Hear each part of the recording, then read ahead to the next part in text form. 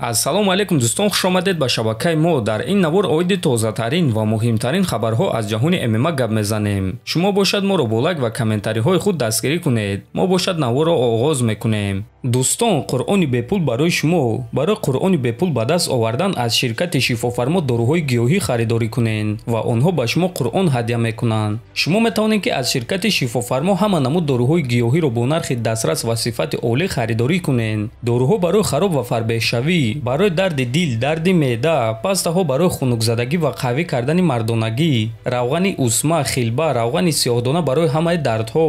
худи ҳозир ба номерҳои дар рӯекран буда занг зада доруҳои даркории худро бо нархи дастрас харидорӣ кунед ва ҳамин гуна ҳам доруҳои даркории худро дастрас мекунед ва ҳам соҳиби китоби қуръон мешавед.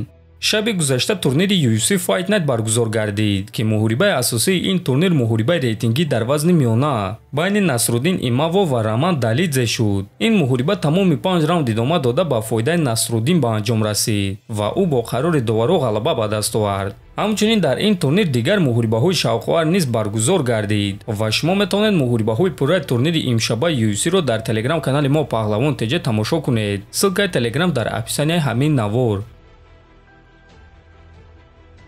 дӯстон, чӣ гуна ки аз наворҳои гузаштаи мо медонед, аллакай рӯзи 9 феврал турнири ACA 170 баргузор мегардад ки дар он варзигари тоҷик Аъзам Ғафуров баромад мекунад. шаби гузашта ташкилоти ACA карди пурраи ин турнири худро нашр карданд ва ҳозир шумо дар рӯи экранҳои худ дида истодаед. чӣ гунае ки мебинед муҳорибаи Аъзам дуюм муҳорибаи асосии турнири ACA 170 хоҳад шуд. бояд қайд кард ки то ин дам ҳоло ягон ҷангвари тоҷик дар ташкилоти ACA дар дуюм муҳорибаи асосии турнир баромад кардагӣ набуд ва ин чиз нишон медиҳад ки чӣ гуна Аъзам ҷангвари дурахшон аст ва ин муҳориба чӣ гуна муҳорибаи муҳим аст. Аъзам дар октагон бо рақиби пешинаи худ Алан Гомеш вомехӯрад. онҳо аллакай як маротиба дар октагон вохӯрда буданд ва дар ҳамон муҳориба Гомеш бо тариқи нокаут ғолиб шуда буд. аммо ба ин нигоҳ нокарда, қариб ҳамаи мутахассисон дар ин муҳориба Аъзам Ғафуровро ғолиб мебинанд ва ба ғалабаи ӯ боварӣ доранд. бояд қайд кард ки ин муҳориба дар як чорфинали гран-при вазни 57 килограмм мегузарад ва якум финалист аллакай маълум шудааст. он ҳам рақиби пешинаи Аъзам Азамат Пушуков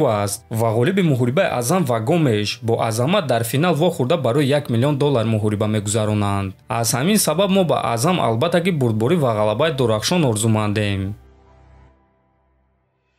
дӯстон, чӣ гуна ки медонед, варзигари тоҷик ҷангвари вазни ним сабуки UFC Муҳаммад Наимов муҳорибаи навбатии худро аллакай рӯзи 24 феврал дар турнири UFC Fight Night дар Мексико мегузаронад. ана рақиби ӯ бошад варзигар аз Венесуэла Эрик Силва мешавад. шаби гузашта Эрик дар саҳифаи иҷтимоии худ ана ҳамин акси тамринҳояшро бо ҳамроҳии яке аз проспектҳои вазни ним сабук Диего Лопес гузошта чунин суханҳо навишт: аз рӯ ба рӯ шудан бо мушкилиҳо натарсед, чунки маҳз онҳо сабаб мешаванд ки шумо версияи зуртари худ мешавед. ташаккур, Диего Лопес, навиштааст Силва. хотиррасон мекунем ки ин муҳориба дар вазни ним сабук мегузарад. барои Муҳаммад ин сеюм муҳориба дар ташкилоти UFC хоҳад шуд. ӯ аллакай 2 муҳориба гузаронида дар ҳар дуяш пирӯз шудааст. ана барои Эрик Силва бошад ин дуюм муҳориба мешавад. ӯ дар UFC як муҳориба гузаронида буд ва дар охири сеюм раунд бо тариқи сабмишн шикаст хӯрда буд. мо ба Муҳаммад Наимов омодагиҳои хуби беосеб ва ғалабаи дурахшони фаврӣ орзумандем. дар ҳамин ҷо дӯстон, навори мо ба анҷом мерасад. фикру ақидаҳотонро нависед, ҳатман дар канали мо обуна шавед. то боздид, хонободу сарбаланд бошед.